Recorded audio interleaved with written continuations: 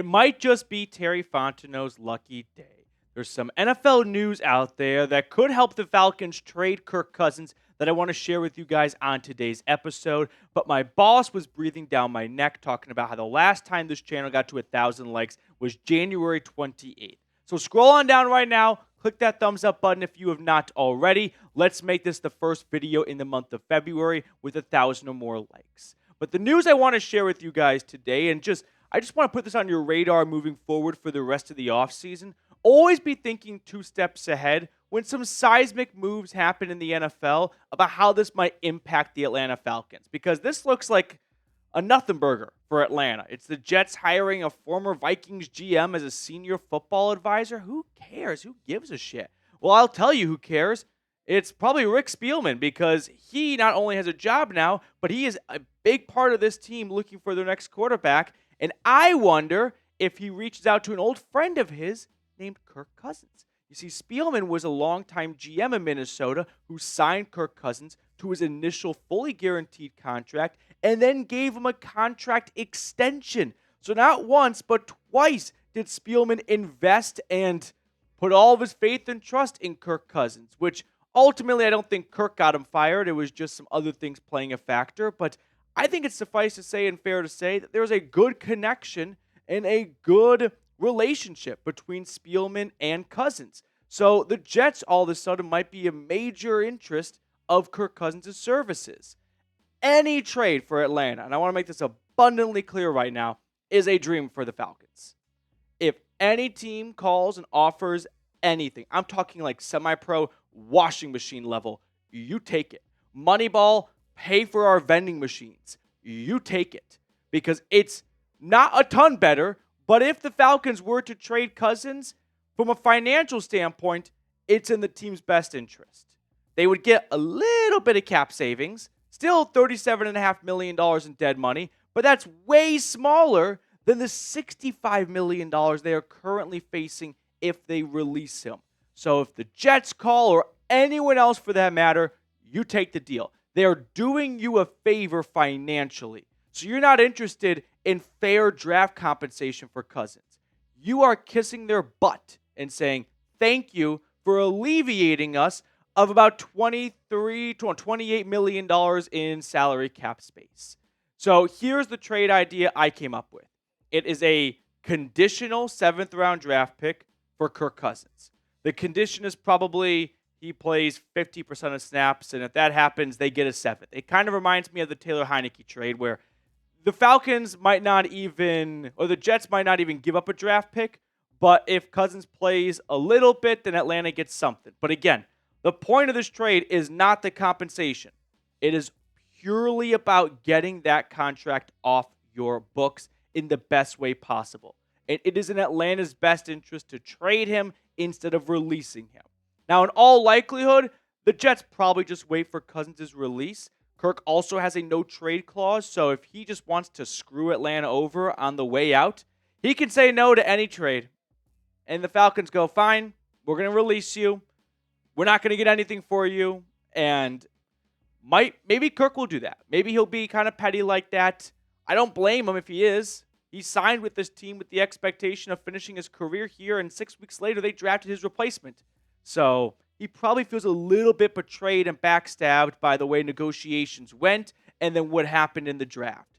So if you're the Jets, you probably don't have to make any type of trade. You can wait for Atlanta to release him. But if they don't want to mess around with another team signing him in free agency, and if Kirk, for whatever reasons, like I would love to play in New York and this is the best opportunity, I can work with Garrett Wilson and Breece Hall, yeah, I'll sign off on the trade. I'm not here to be petty. Then great. So win, win, win, right? Jets win, Falcons win, Kirk Cousins wins. But my prediction is Cousins is just going to get released because he's got $10 million coming his way if he is on the roster on the 5th day of the new league year. That is March 17th. And I don't believe Arthur Blank has any interest in writing him a $10 million check to sit on the bench. So here are my quarterback predictions for the upcoming offseason. I just want to talk NFL in general. I know Atlanta does not have a quarterback need, but just talking about Kirk Cousins for a moment here. I think the Titans are going to go with Cam Ward first overall. I think the Browns are going to bring in Kirk Cousins on a cheap veteran minimum deal to compete with a rookie and probably another veteran free agent signing for that starting role. Cousins has some experience and some history with head coach Kevin Stefanski, so that to me seems like a good fit. I believe the Giants will then select Shador Sanders third overall. Russell Wilson goes to the Raiders to reunite with Pete Carroll. Here's an unpopular opinion because it's not a fun name, but how about the Jets just rolling it with Tyrod Taylor? They signed him to a 2-year deal last offseason. The locker room likes him. The NFL likes him. He's been around for a long time. I don't think he's that bad of a bridge option compared to the other free agent QBs out there who you haven't paid yet, but you paid this guy. Steelers, I think, are going to bring back Justin Fields. There seems to be a lot of momentum in that locker room for Fields. And then finally, Sam Darnold, I could see re-signing in Minnesota. Kevin O'Connell's postseason press conference talking about how good Darnold was for much of the season up until the last 2 games sits with me as this is a team that does not want to move on from a quarterback that helped them win 14 games. So that's my quarterback carousel prediction. I know it's not really Falcons related-esque, just Kirk Cousins in there, but in the offseason, I think it's fun to still talk about the NFL as a whole for the big storylines. So next up on the channel, I want to run through Field Yates' first NFL mock draft, see who he had Atlanta taking at pick number 15, and then one more bonus segment in today's episode as well. But I do want to give a shout out to our friends over at Factor. Factor has chef-made gourmet meals that are made easy and are ready to eat. They're dietitian approved, ready to heat and eat in 2 minutes, so you can fuel up and feel great no matter what life throws at you. Factor arrives fresh and fully prepared, perfect for any active, busy lifestyle. You can lose up to 8 pounds in 8 weeks with Factor Keto Meals. Based on a randomized controlled clinical trial with Factor Keto, results will vary depending on diet and exercise. With 40 options across 8 dietary preferences on the menu each week, it's easy to pick meals tailored to your goals. So eat smart with Factor. Get started at factormeals.com/FalconsChat50off and use code FalconsChat50off to get 50% off your first box plus free shipping. That's code FalconsChat50off at factormeals.com/FalconsChat50off to get 50% off plus free shipping on your first box. All of that information is in the comments and description of today's video. So let's jump right into Field Yates' mock draft and see who he had going before the Dirty Birds at pick number 15. Travis Hunter, first one off the board. Haven't seen that a ton. Then Abdul Carter and Cam Ward. Will Campbell going as early as 4. I don't think that's going to happen. Mason Graham, a good safe pick for the Jags. Shador Sanders falls to 6 and is a Raider. Michael Williams to the Jets to beef up that defense because that's what that team needs.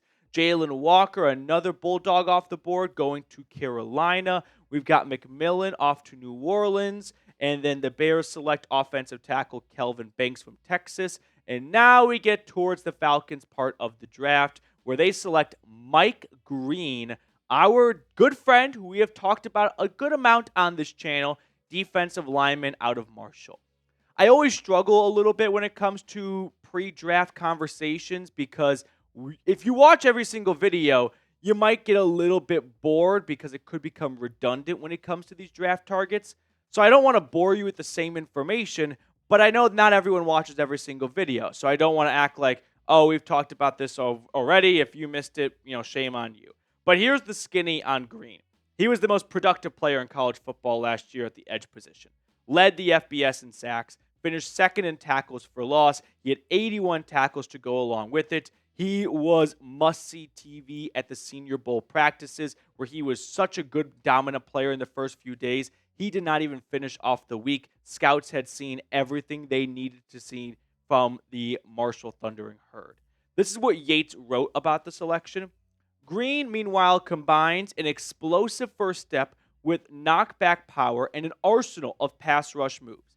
And in his biggest test of the past season, he sacked Ohio State's Will Howard on a nasty spin move coming off the left side of the defense.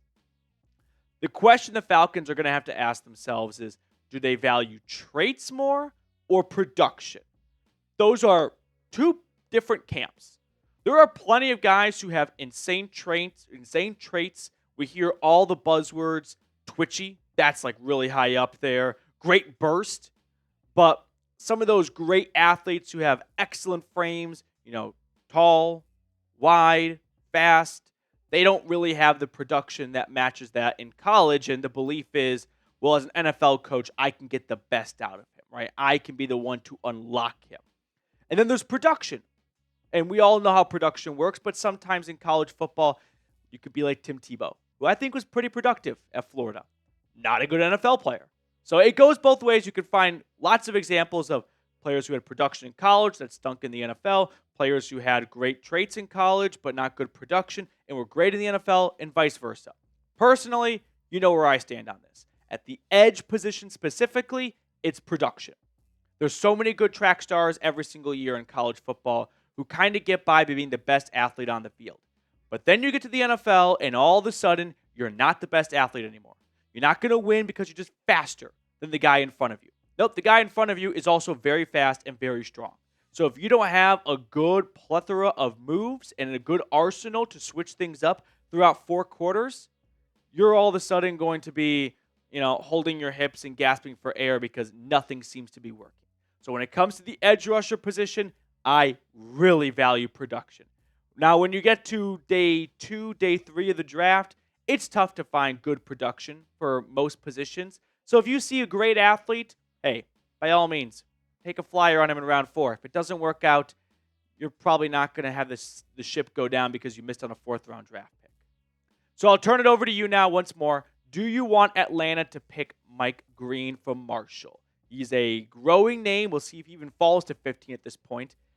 You're going to see some mock drafts that have him go before 15. I don't think he's going to go before 15.